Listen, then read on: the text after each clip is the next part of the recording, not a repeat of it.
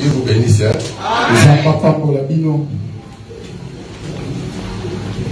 Nous allons témoigner un peu la grandeur de notre Dieu. Souvent, nous n'avons pas l'habitude de faire des témoignages. Mais ce n'est pas bien.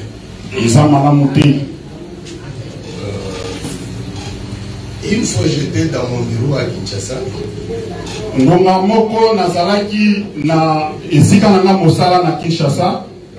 Je vois un monsieur qui vient. Il était en train de causer avec mes collaborateurs.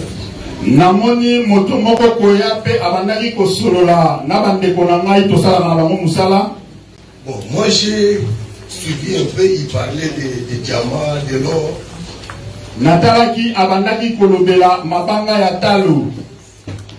Je me suis intéressé. J'ai trouvé que si je me lançais dans ce business-là, je devrais avoir beaucoup d'argent.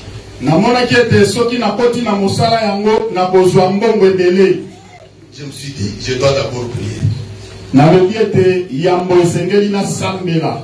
Mais tellement que j'avais envie, seulement cette histoire qui me racontait devrait, selon l'histoire, me rapporter beaucoup d'argent. J'ai prié un peu, mais Dieu, je n'ai même pas eu la réponse de Dieu.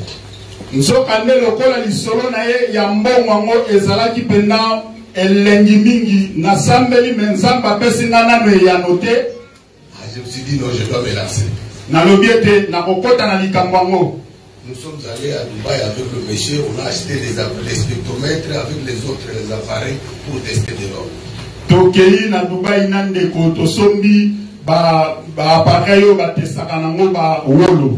Mais dans cette histoire, après nous sommes allés à Goma pour acheter de l'or.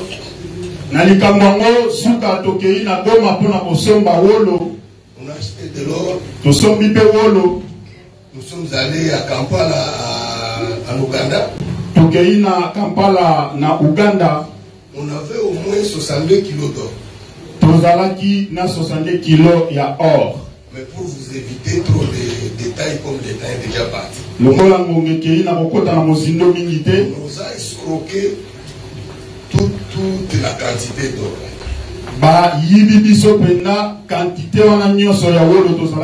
On nous a même braqué par les gardes républicains de l'Ouganda.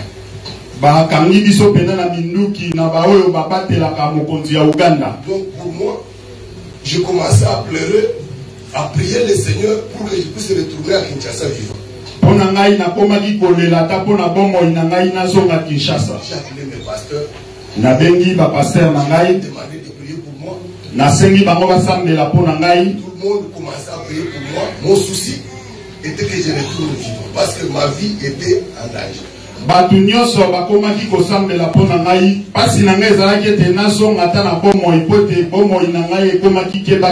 Je vous épargne beaucoup de détails dans cette histoire. J'avais perdu 820 000 $.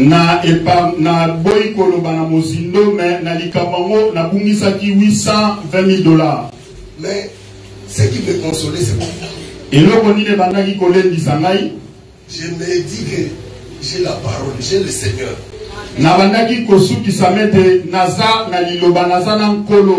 Dans tout ça, quand je pleurais, je priais Dieu. Je me vois devant le petit coffre là, on avait mis l'or. Moi je suis devant ce petit coffre là.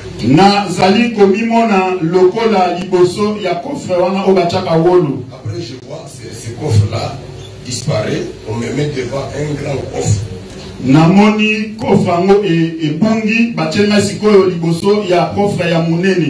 Et tout ça, Dieu nous a fait grâce, nous sommes retournés à Kinshasa. On a commencé à travailler. Bientôt, je pense, 3 ans ou 4 ans, l'histoire est passée. Mais Dieu nous a encore consolés, il nous a encore béni plus.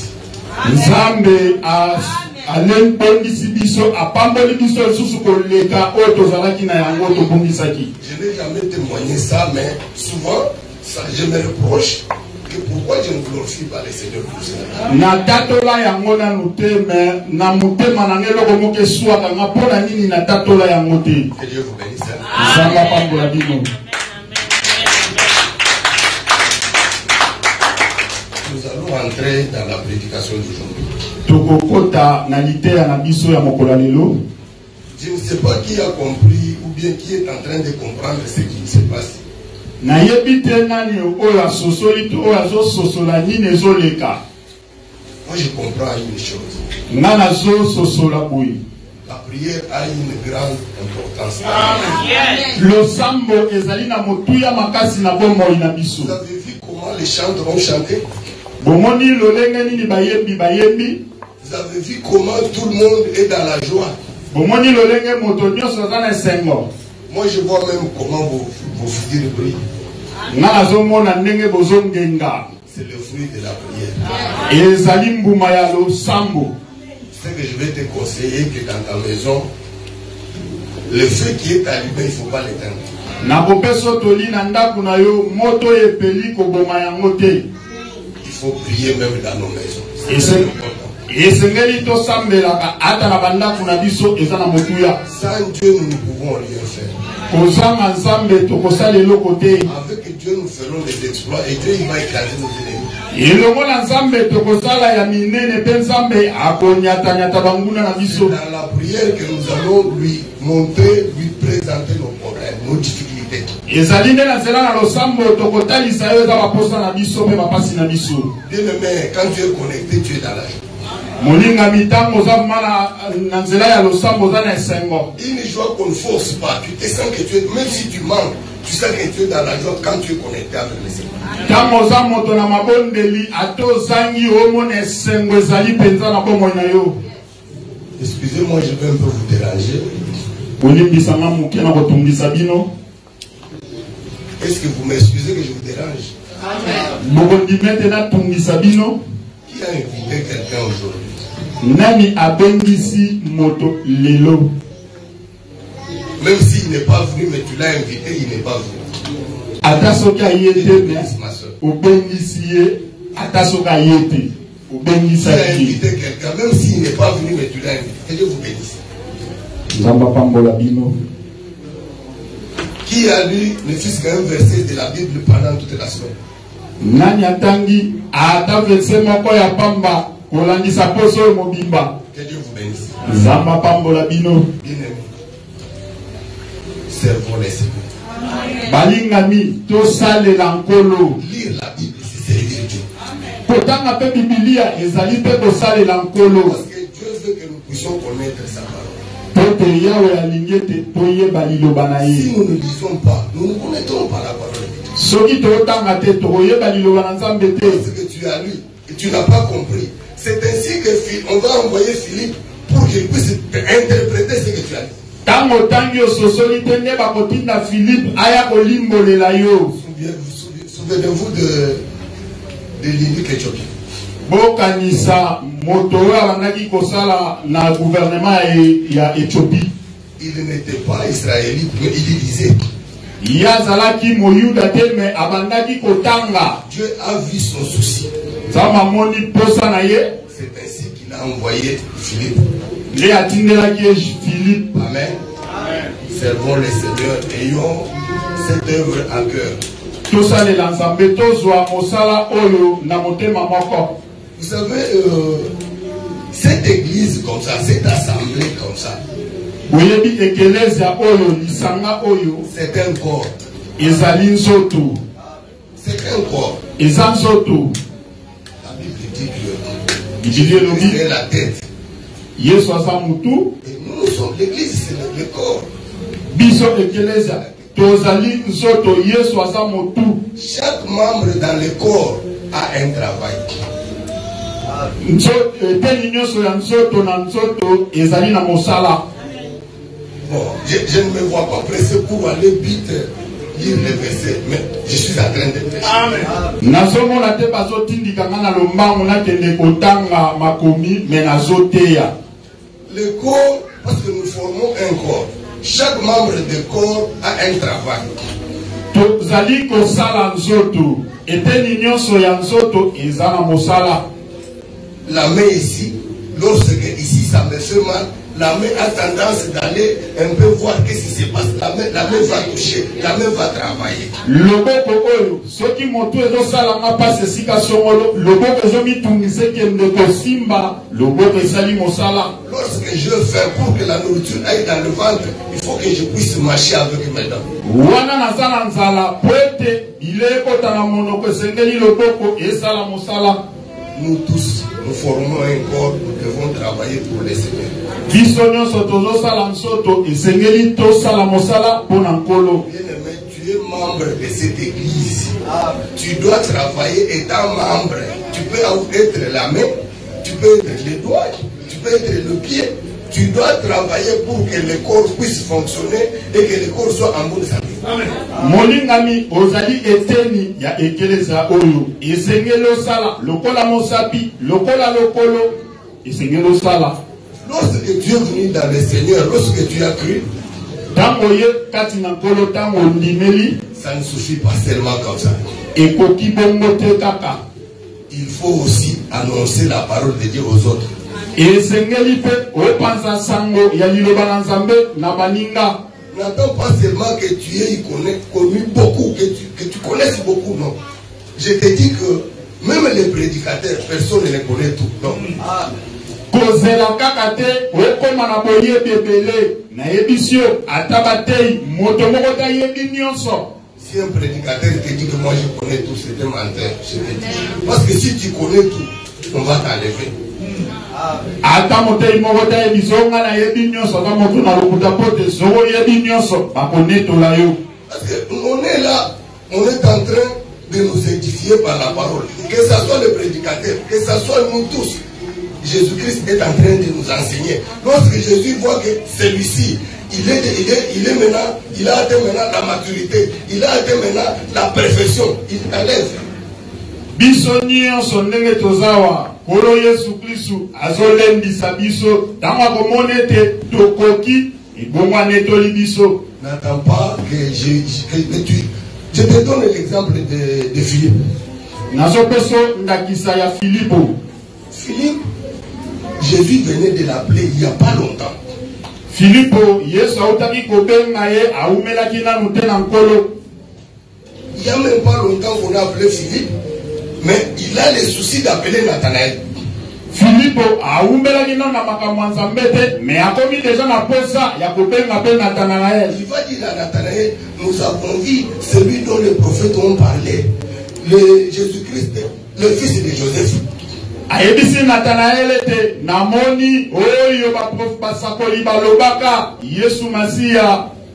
Jésus de Nazareth. Yesu Masia ya Nazareth. Jésus de Nazareth, fils de Joseph. Yesu Masia ya Nazareth, mwana na Joseph.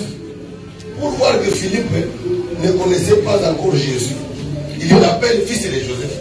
Pour la communauté Philippe, ayebaki nanu Yesu malamu te azobenga ye mwana na Yosefi.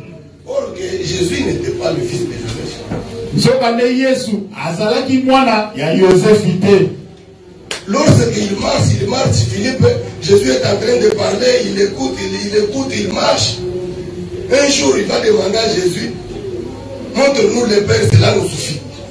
Tangu bazotam Philippe bazotambola na Yesu azotambola mokolo moko ayebise lakisa biso tata bomwe ekoki na biso.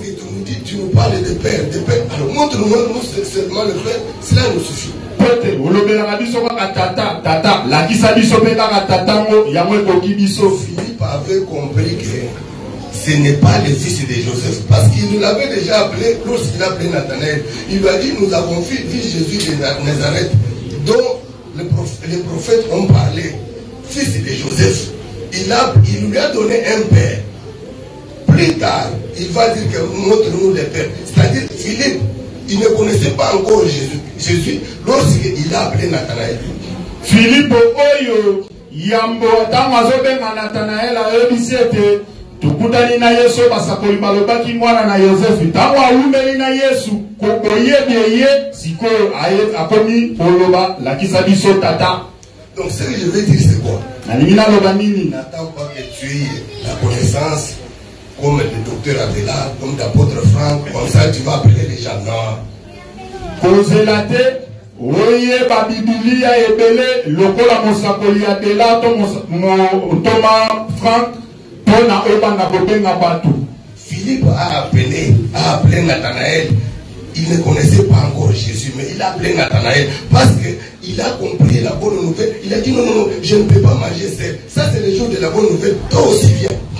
Philippe abengi Nathanaël na boyebi na ye ya dongi ya mokuse azelaki tete akoma na boyebi ebele.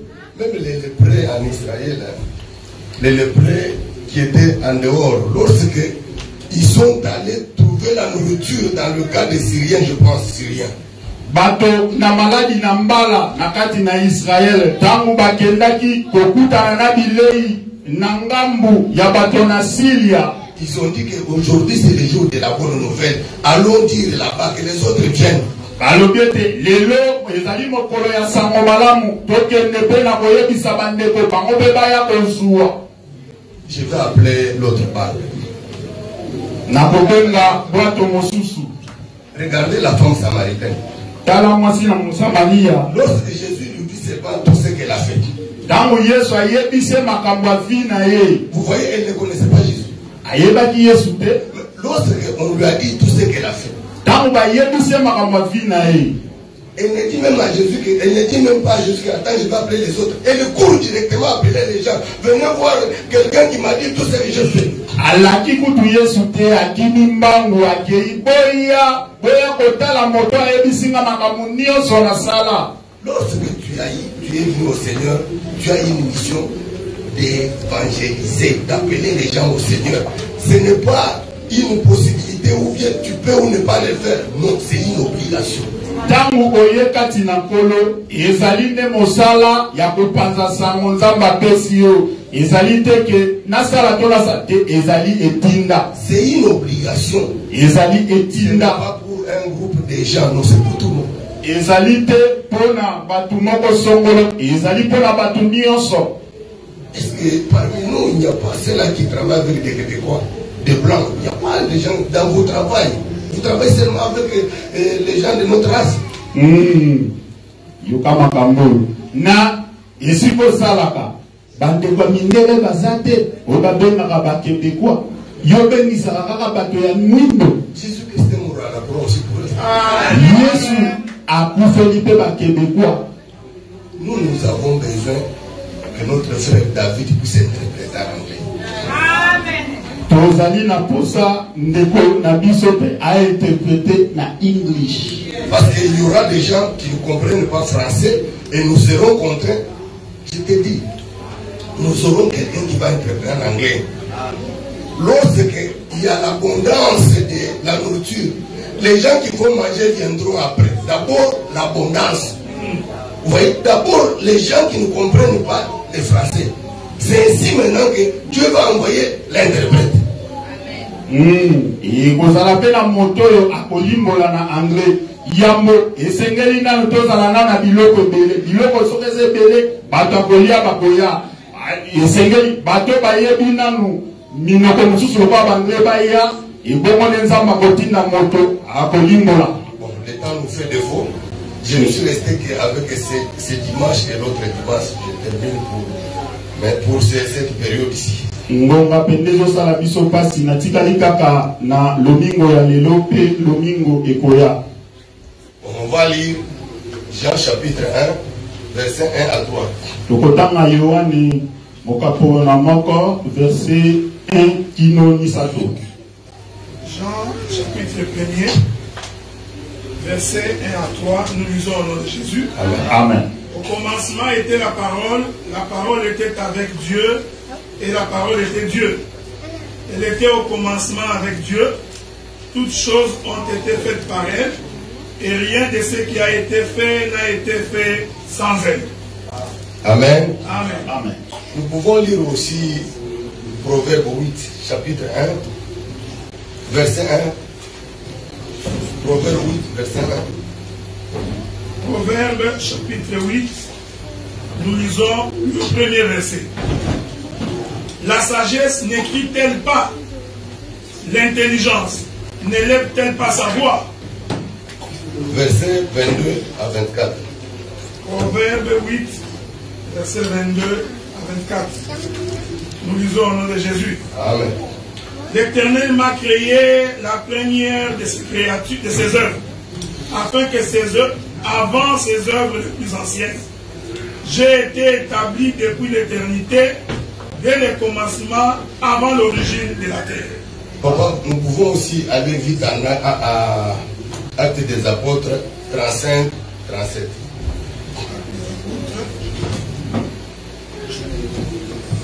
Chapitre 35, Chapitre 7, Actes des Apôtres, verset 35 à 37. ok. Actes des Apôtres, chapitre 7, verset 35 au verset 37. Nous lisons au nom de Jésus. Amen. La Bible dit, c'est Moïse qui l'avait renié en disant qu'il t'a établi chef et juge. C'est lui que Dieu envoya comme chef et comme libérateur avec l'aide de l'ange qui lui était apparu dans le buisson. C'est lui qui les fit sortir d'Égypte en opérant des prodiges et des miracles au pays de l'Égypte, au sein de la mer Rouge et au désert pendant 40 ans.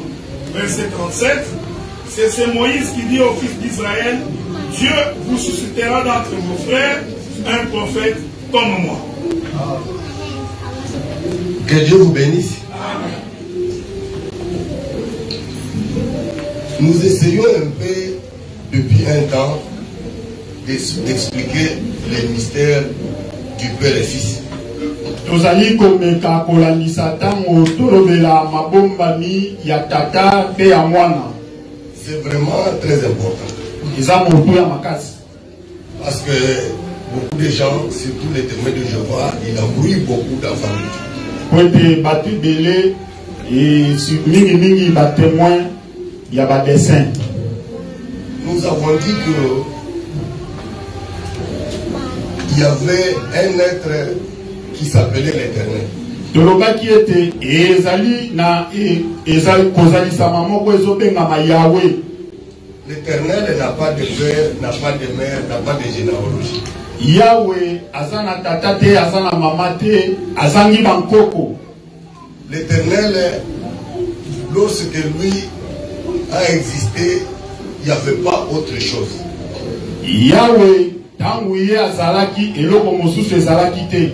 L'Éternel, c'est comme un cercle. Vous voyez, un cercle n'a pas de fin. Le cercle ne fait que tourner. Il n'y a pas de fin. Donc, lui, il n'a pas de commencement. Lui, il est seulement l'Éternel. Tu ne peux pas dire qu'il était ou il sera. Yahweh azali lokola selekele. Yango ibalukaka kaka ezalaka na suka te. Okoki koloba te ke azana ebandeli to azana suka. Ici, nous voyons la sagesse qui crie. Pourquoi la sagesse crie?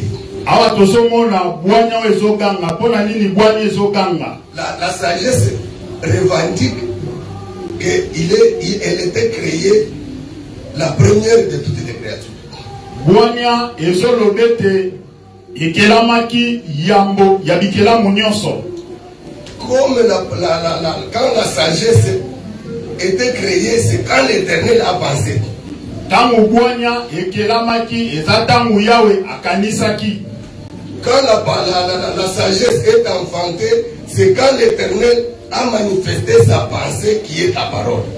Tangu bwanya ebotamaki ezatangu Yahweh abimisaki na miso na batu bwanya oza liloba. Nous avons vu que l'Éternel pense. Lobaki ete Yahweh akanisaka. Lorsque l'Éternel a pensé, il est devenu Père. Tango abanzi akomi tata. Parce que sa pensée là, c'est comme une semence. Po ete likanisi na ye eza lokola semi. Lorsque une femme a déjà la semence à son intérieur, avant qu'elle puisse accoucher, elle est déjà mère.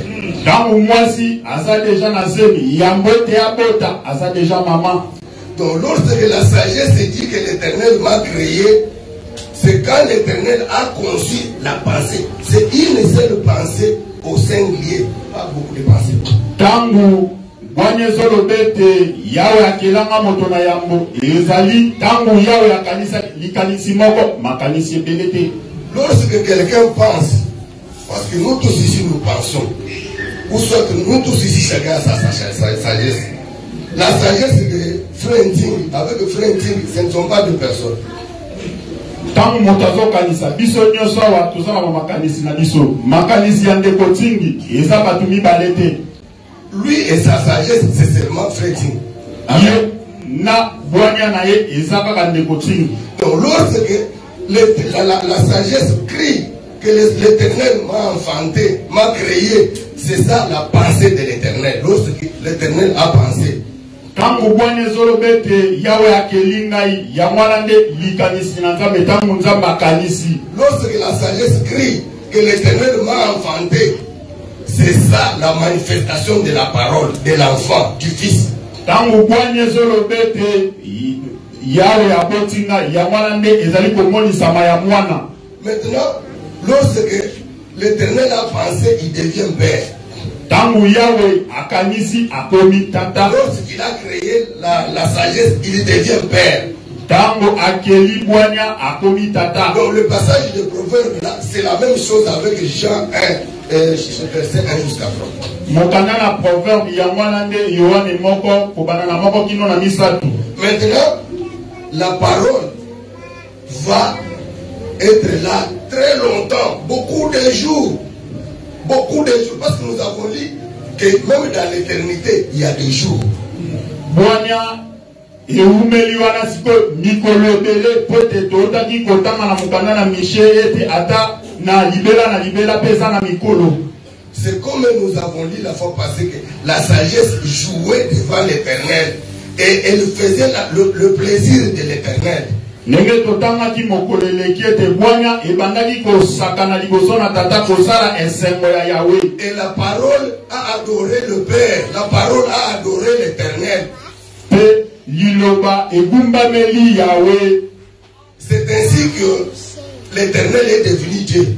Ya mwana nde Yahweh akomi sikoyo nzambe. On l'a adoré. Pote bagumbameli ye. Nous avons aussi lu avec Élie. Totanga ki pe elongona mosakoli Elia. Parce que on devient Dieu. On devient Dieu. On a dit que Dieu n'est pas éternel. Tolobaki ete nzambe aza libela na libela te. Mais l'éternel est Dieu. Mais Yahweh aza nzambe. N'allez pas raconter que l'éternel n'est pas Dieu. Non. Nous avons dit que Dieu n'est pas l'éternel. Mais l'éternel est Dieu. Biso tolobaki ete nzambe aza Yahweh te. Mais Yahweh aza nzambe. Maintenant tu peux prier, tu dis, oh l'éternel mon Dieu, il va t'écouter. Sikoyo koki koloba Yahweh nzambe na ngai akoyoka yo. Mais Dieu n'est pas éternel, mais l'éternel est Dieu. Kasi nzambe aza Yahweh te, mais Yahweh aza nzambe. Parce que nous avons vu un jour où l'Éternel enlève son titre de Dieu. Il dit, bon, ça va. Et Élie et Baal, et le prophète de Baal, d'accord, moi j'enlève mon titre de Dieu. Baal aussi enlève son titre de Dieu. Mais le Dieu qui va répondre avec, c'est lui qui va répondre avec le fait. C'est lui-là le Dieu. Totamaki tangu Elia na ba profeta Bala ezalaki ete Yahweh alongoli kibonzambe na ye Bala yo pe longola tokosala sikoyo oyo akokitisa na moto ye wana nde akobengama nzambe. Comme l'Éternel a répondu avec le fait, c'est l'Éternel qui est Dieu. Lokola Yahweh ayanolaki na moto Yahweh nde aza nzambe. Dieu l'Éternel, pour qu'il soit Dieu, il doit faire quelque chose. Amen. Yahweh poazala nzambe esengela sala eloko songolo. Amen. Maintenant, nous voyons que la sagesse était établie. Établir la sagesse, c'est-à-dire quoi? C'est-à-dire que lorsqu'on établit quelqu'un, il va acquérir une position supérieure. Tomona qui était Bwana epesameli bokonzi. Tangu ba pesi bokonzi eta ya Bwana atombwami. Amen. C'est ainsi que nous sommes allés voir avec Moïse. Lorsque Moïse est allé voir ses frères, lorsqu'il a grandi, il est allé pour voir ses frères. Il trouve ses deux frères en train de se bagarrer.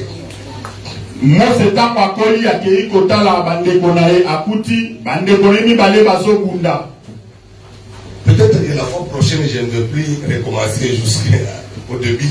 Je le reprends pour que nous puissions bien assimiler, s'il vous plaît. Comprenons ces choses, c'est pour nous. Le dimanche prochain, on ne va pas recommencer au début.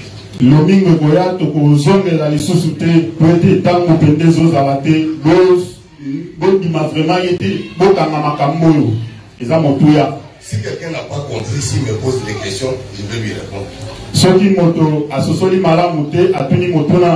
Nous ne refusons pas de questions. Nous avons vu Moïse, lorsqu'il va vers ses frères, il trouve ses deux frères en train de se bagarrer.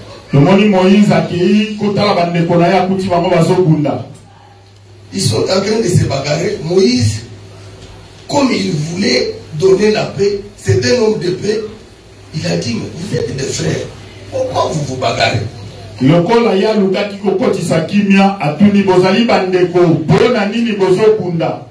C'est lui qui maltraitait son prochain. Il dit, tu veux me tuer comme tu as tué l'Égyptien là. Qui t'a établi juge et chef sur nous?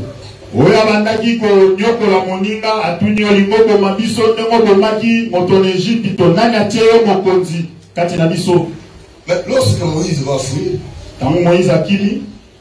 après 40 ans dans le pays des Madian, l'Éternel lui a parlé. Il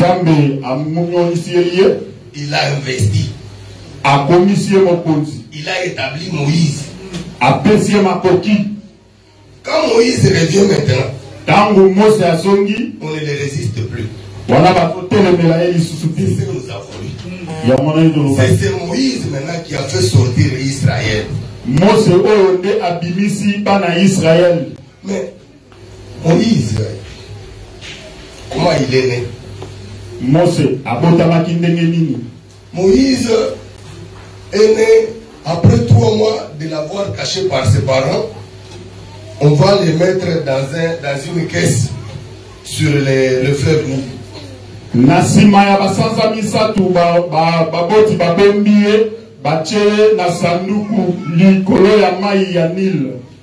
Lorsqu'on met Moïse là-bas, la fille de Pharaon va descendre pour se laver.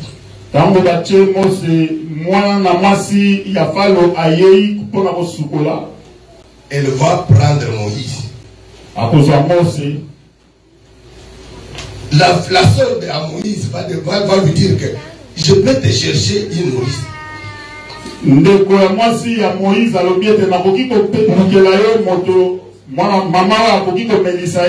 Elle accepte, la fille de Pharaon accepte, elle donne Moïse à la nourrice. Sa propre mère. S'il vous plaît, suivez-moi parce que lorsqu'on va dire quelque chose, si vous n'avez pas suivi, vous allez vous perdre.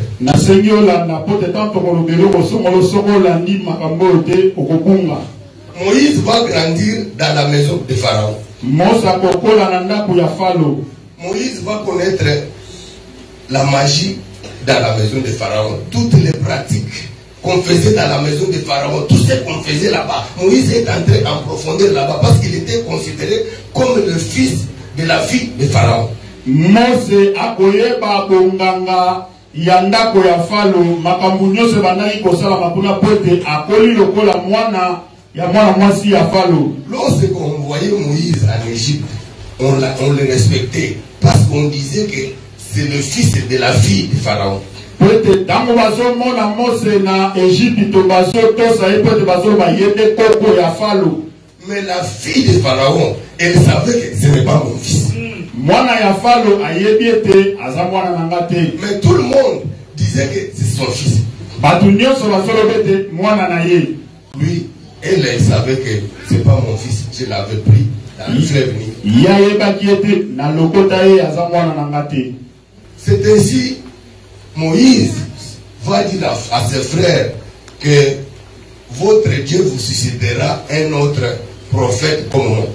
Yamala ne Mose akoyebisa bana Israël te nzambe na bino akobimisa kati na bino mosakoli lokola ngai. Parce que l'autre prophète là, il doit être comme Moïse. Pourquoi? Lui aussi le prophète là, il va être là. Les gens vont dire que c'est le fils de tel, mais sa mère sait bien que ce n'est pas mon fils. Mosakoli wana mosusa kozala wana batu bakolobete azali mwana ya moto boye mais ya koyebete mwana na ngai te. Ce qui est a déjà été.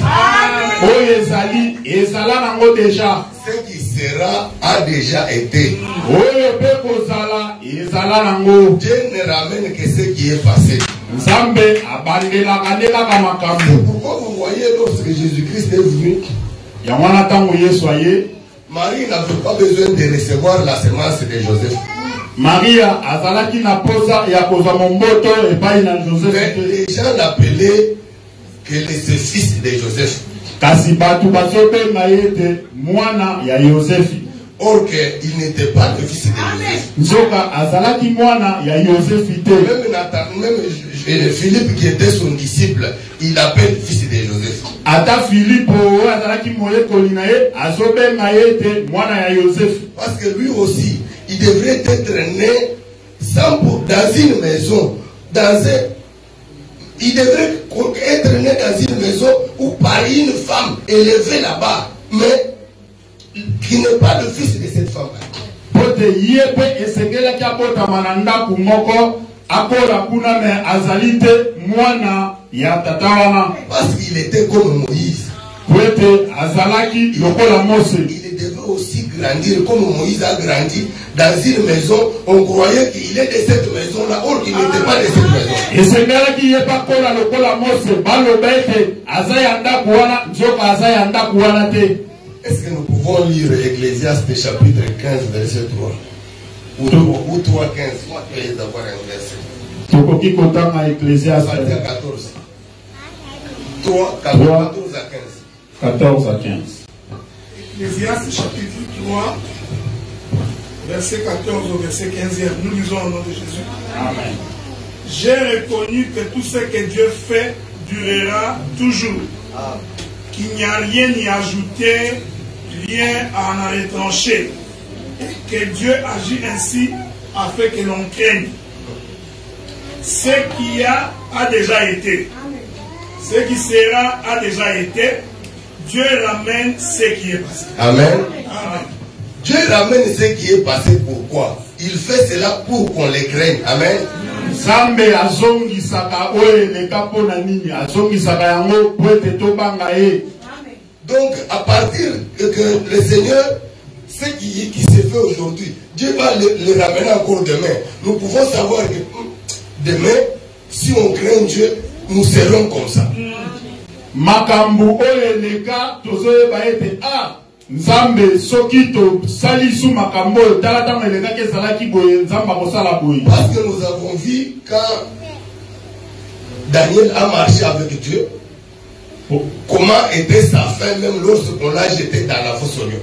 Pote tomonaki ndenge Daniel atambolaki na Nzambe ndenge nini suka na ezalaki atako bachaki ye na libulu ya bankosi. Donc nous aussi, nous pouvons nous dire que si j'ai la parole, si je garde la parole, malgré que la difficulté viendra, mais je sais que le Seigneur va me sortir de là. Bisope tokolobete soki na kobatela liloba na Nzambe ata bankokoso ekoya na yebi ete Nzambe akolongolaka na bankokoso yango. Parce que Dieu ne ramène que ce qui est passé. Ete Nzambe abandelaka kaka makambo. Ce qui s'était passé dans la vie de Daniel lorsqu'il était en difficulté se passera dans ma vie si je suis le modèle de Daniel. Modèle de Daniel, c'est quel modèle? C'est le modèle de Jésus-Christ. Oyo leka na bomo ya Daniel yango pe ekoya na bomo na ngai soki nazali lolenge ya Daniel. Lolenge ya Daniel ezani ni lolenge ya Yesu Masia. Parce que Dieu fait cela pourquoi? Dieu ramène ce qui est passé pourquoi? C'est pour qu'on les craigne. Nzambe azongisaka makambo eleka pona nini po ete tobanga ye. Qu'est-ce que Dieu cherche? Nini Zambazo Luka. Il cherche sa crainte. Zambazo Luka. Tobanga ye. Dieu cherche que nous ayons la crainte de Dieu. Zambazo Luka. Tobanga na ye. C'est pourquoi Dieu ramène ce qui est passé. Yamala Zambazo Nisaka Makambu. C'est pourquoi même un jour Jésus va dire que ce qui s'est passé du temps de Noé se passera aussi au temps du Fils de l'homme. Yamala Yesu alobaki ete makambo eleka na tangu na Noa ekozonga lisusu na tangu na mwana na moto. Vous voyez que Jésus lui-même, il sait bien que Dieu va ramener ce qui s'était passé là du temps de Noé dans ma vie. Bozomonete Yesu yemoko azoi ayebi ete Nzambe akozongisa makambo elekaki na tango ya Noé na pomo inangai. Qu'est-ce qui s'était passé du temps de Noé? Nini elekaki na tango ya Noa? La Bible dit que Noé était un homme juste. Bilelobi ete Noa azalaki moyenge beni. Sur la terre mais juste. Na mabele awa me moyenge beni. Est-ce que nous croyons que les justes sont sur la terre? Est-ce que tozondima ete bayenge beni bazana mabele awa? Est-ce que nous croyons que les saints sont sur la terre? Les saints. Est-ce que tozondima ete basantu bazana mabele awa? Parce que lorsque Pierre partait à Damas, la Bible dit qu'il partait pour persécuter les chrétiens, les saints. Tango Petelo azokende na Damas, Biblia ezoloba ete azokende mpona kotala basantu. Pour persécuter. Tango Pelo, tango Saul azokende na Damas mpona konyokola, Biblia elobi ete azokende mpona konyokola basantu. Arrêter les saints, les persécuter, les torturer. Kokanga basantu konyokola bango kobeta bango. On parle des saints. Tozolobela basantu. On parle des justes. Tozolobela bayenge beni sur la terre. na mabelawa. Bien-aimés, forçons-nous d'être justes. Balingami tomisalisa tozala bayenge beni. Mettons la parole de Dieu en pratique. Tocha liloba na Nzambe na misala. Noé à son temps était juste. Noa na tango na ye azalaki moyenge beni. Or que sur toute la terre, les gens étaient devenus méchants.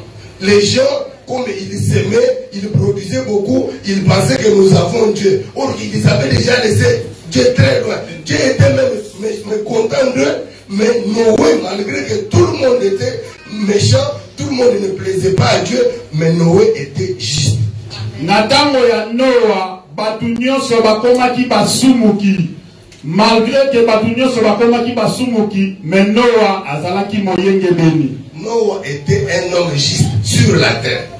Noa azalaki moyenge beni na mabele. Bien-aimé, toi aussi efforce-toi de marcher dans la crainte de Dieu. Même si nous sommes dans ce pays, la Bible dit, vous êtes de ce monde, vous êtes dans ce monde, mais vous n'êtes pas de ce monde. Molingami misalisa obanga Nzambe ata soki toza na mboko oyo. Biblia ezoloba bozali na mokili oyo na bozaba ya mokili te. La crainte de Dieu vient aussi quand on prie beaucoup. Kobanga Nzambe eyaka pe soko ozosambela mingi. Quand tu pries beaucoup, tu auras la crainte de Dieu.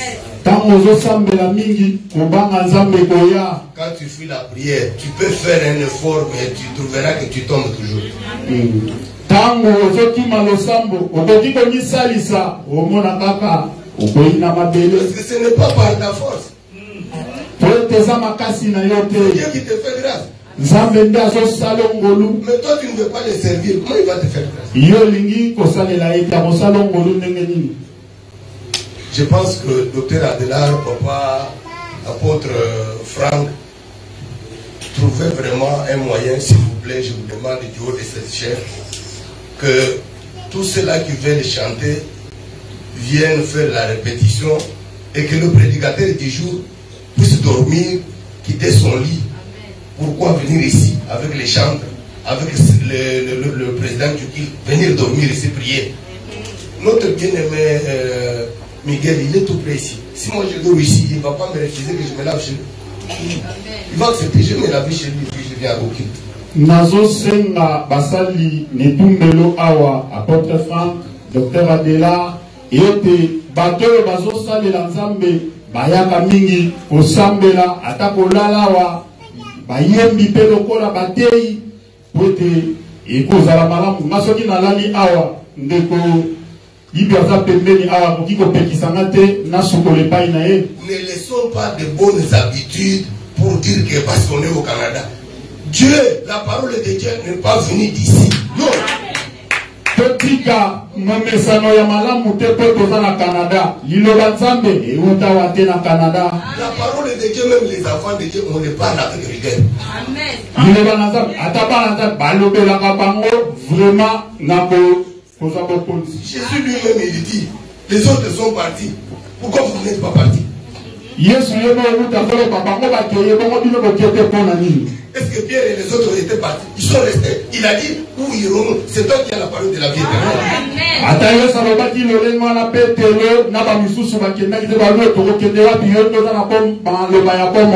Vous avez vu l'équipe d'aujourd'hui. C'est la prière. Dieu bénisse tous ce monde qui avait répondu à la prière ici. Soyez vraiment attachés. Noé était un homme juste sur la terre. Dieu va dire à Noé qu'il va détruire le monde et qu'il faut qu'il fasse l'arche.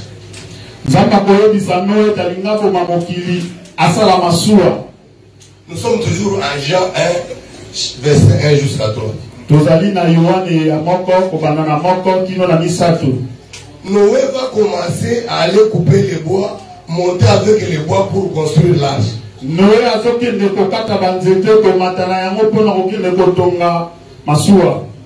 aimé, Noé n'appelait pas les gens que venez, on va faire l'arche et les gens ont refusé, non. Parce que l'arche devait être construite par un homme juste. C'est lui qui était juste. C'est lui seul qui allait couper les bois. C'est lui seul qui amenait le bois. Couper les bois. Noé va monter. En train de transporter les bois. Noé est en train de transporter les bois. Vous le voyez? Vous voyez cet homme-là qui monte en train de transporter les bois. Vous ne voyez pas l'église. Jésus-Christ en train de transporter les bois. Il est juste. Il va avec les bois. Construire l'arche. Amen. Parce que Jésus, on ne pouvait pas l'aider par quelqu'un d'autre.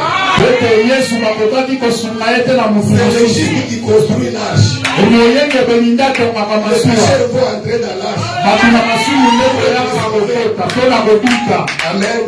Jésus, lorsqu'il a fait l'œuvre de la croix, il n'avait pas besoin d'aide. Parce que lorsqu'il était oppresseur, personne ne pouvait l'aider. L'oppresseur, il était seul. Après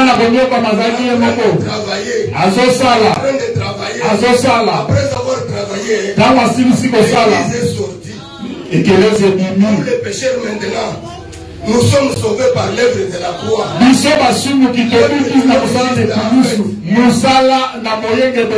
L'homme juste lorsqu'il travaille pour nous sauver, il n'a pas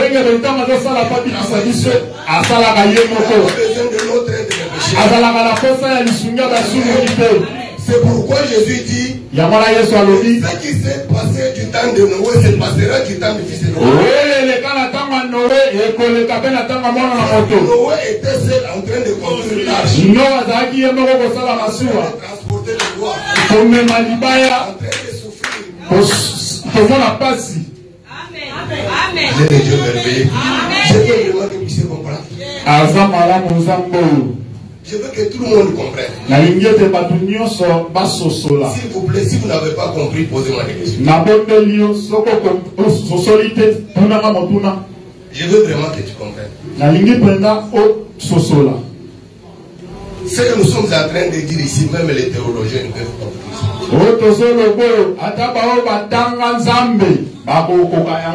Amen.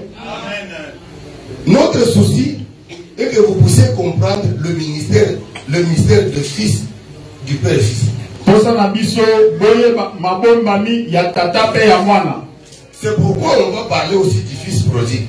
Yamala toko lobela pe mwana oya mungaka. Un père avait deux fils. Tata moko azalaki na bana mibale. Le fils cadet va demander sa part de l'héritage. On lui a donné. Mwana yasuka akiriko senga bozuinaye ndambu ya bozuinaye libula naye mapesi. Il a pris son héritage, il a fait un voyage. Azu libula naye asali mobembo. Lorsqu'il a fait le voyage, amasali mobembo, il s'est éloigné du père. Akiri mosika na tata. Parce que celui qui fait un voyage, il quitte d'un point à un autre. Il est allé prendre des prostituées. Il a pillé tout ce qu'il avait pris. Il a commencé à souffrir. Il a commencé à souffrir. Après avoir beaucoup souffert, il va chercher le travail. On lui donne du travail. Gardien des pourceaux. Bien aimé, il cherchait même, comme il avait fait, s'il pouvait même avoir la nourriture de pourceaux pour manger. Personne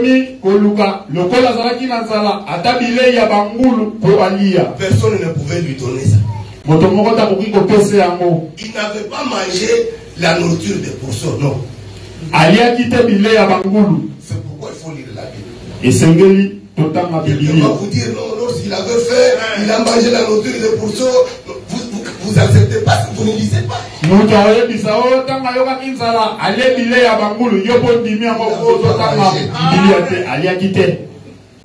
Malgré qu'il était dans des maisons de prostituées,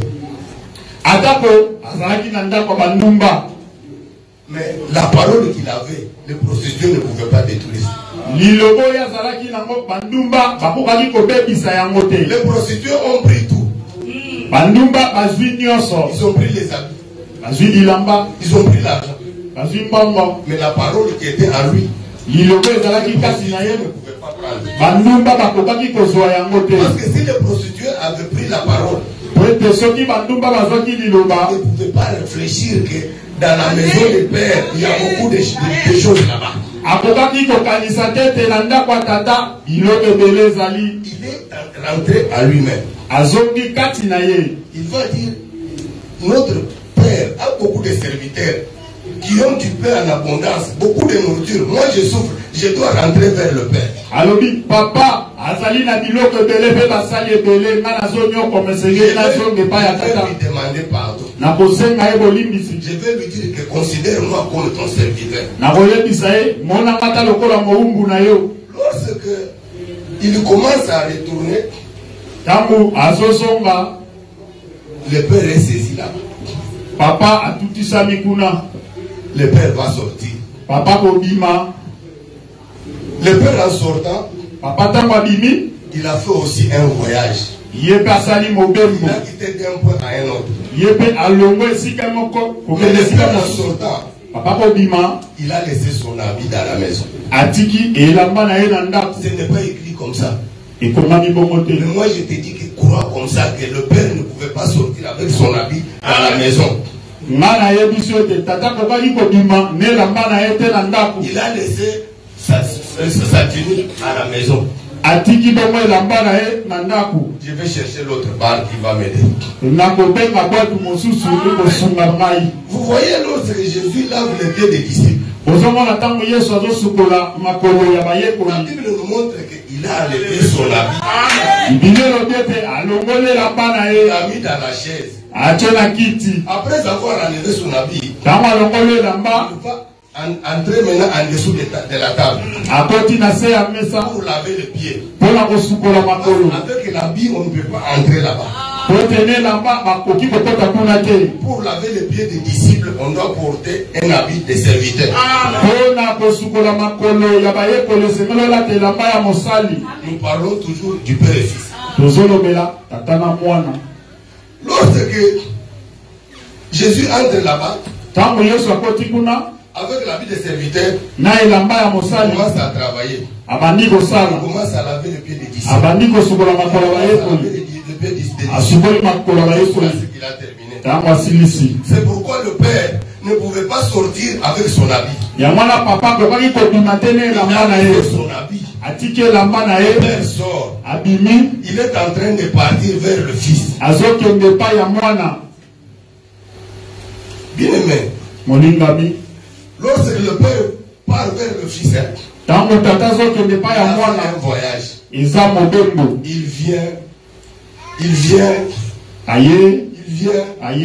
arrive. Il est dans ses bras pour embrasser le fils. Vous ne voyez pas cet homme-là à la croix d'embrasser. Il est ouvert pour embrasser Adam qui était perdu. Amen. Celui qui était à la croix, c'est Jésus-Christ, le Fils. Mais je te dis qu'il était le Père. Il était à la maison pour venir embrasser le Fils. Le Fils pas dans la maison, mais en dehors de la maison. Le Père lui-même est sorti de la maison. Il a fait un voyage. Comme Jésus a quitté là-bas pour faire un voyage. Le but du voyage du Père, c'est pour sauver les péchés. Il a péché. Il a péché, le Père quitte là-bas pour les sauver. Jésus avait fait. Il a quitté le ciel. Il est venu chercher Adam. Qu'est-ce qui s'était passé dans le jardin d'Éden lorsque Adam a péché? Qui était venu chercher Adam? N'est-ce pas Dieu? Il est venu chercher Adam. Lorsqu'il est venu chercher Adam, il va demander à Adam, frère Miguel, je vais te bouffer quelques minutes. Tu m'as donné l'application en retard. Souffrez, je sais que tu m'aimes. Que Dieu te bénisse. Tu me témoignes ton amour.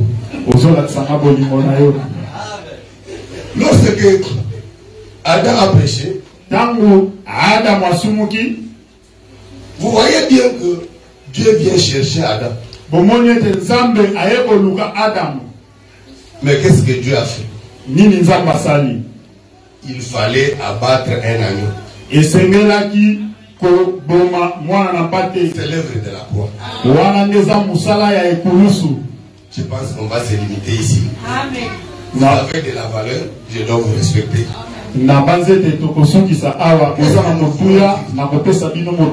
Qu'est-ce que nous voulons dire? Gardez la parole. Gardez la parole. Comme ce qui a déjà été. Ce qui sera a déjà été. Lorsque tu te retrouveras dans la situation comme Naaman, c'était comme Mardoché, s'était trouvé dans un mauvais drap ce jour-là.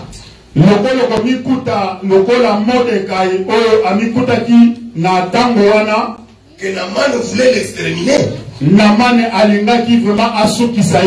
Ce qui s'était passé du temps de Mardoché. Comme tu gardes la parole, va se passer dans ta vie. Amen. Donc, Dieu fait cela pour que nous puissions les craindre. Que nous puissions savoir que Naaman, on voulait les tuer par quelqu'un qui était beaucoup plus élevé. Mais il a échoué. Pourquoi? Parce que Naaman était la race Mardoché. Parce que Mardoché, on voulait l'exterminer par Aman.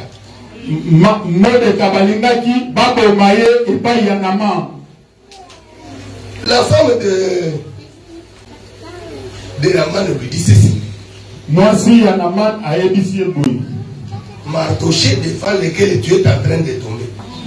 Mardoché, voici Aman a ébissé Mardoché, Mardoché devant lequel tu es en train de tomber. s'il est de la race des Juifs, soki azali libota ya bayuda, tu tomberas toujours. Donc tu ne vas pas le vaincre. Donc toi tu vas tomber devant lui. Parce que il est la race juive. Celui qui est là, qui a cette race, il marche dans la crainte de Dieu. Comme Mardoché. Mardoché savait que je ne peux pas, selon la parole de Dieu, je ne peux pas m'agenouiller devant quelqu'un. Il ne s'agenouillait pas. C'est comme ça qu'il a eu des problèmes avec Aman. Mardoché est bakiete. Lokola nazali kote ya Nzambe na kokiko kumba mela batu mususu te. Yango azaki likambo na Aman. Quand toi aussi tu vas servir Dieu. Quand tu vas marcher dans la crainte de Dieu,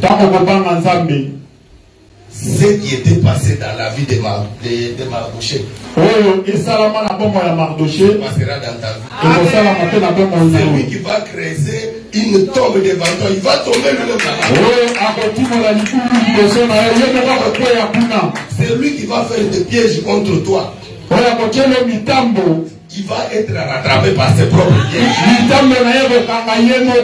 C'est ça ce qui était déjà passé. Je ne ramène que ce qui est passé. Nous avons le devoir de mettre la parole de Dieu en pratique, de mettre la parole de Dieu au-dessus de nous.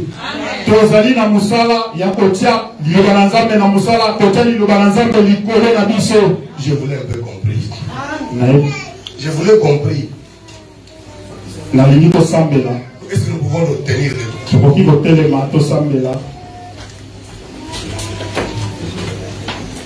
Chacun de nous, il va voir comment il a marché avec son Dieu. Il va voir s'il est sincère devant Dieu. Nous savons que Dieu sonde le cœur et l'oreille. Toi, vois seulement ta marche avec Dieu. Je sais que nous sommes dans le désert, des fois, on peut avoir de la poussière, mais on se tient debout et on lave les pieds, on avance. Bien aimé, regarde comment tu sers Dieu, comment tu as marché dans la crainte de Dieu. Demande à Dieu pardon et demande à Dieu qu'il t'aide, qu'il te donne la capacité de vivre sa parole, qu'il te donne la capacité de le servir, qu'il te donne la capacité d'être attaché à lui. Que Dieu, la Bible dit que toute capacité vient de Dieu. Sans Dieu, nous ne pouvons rien faire. Demande à Dieu qui te donne la capacité de le servir de tout cœur, de le servir, d'être attaché à lui, de marcher dans la crainte de Dieu, d'avoir l'amour de la parole, l'amour de la prière, d'avoir les ailes de la parole. Prions le Seigneur.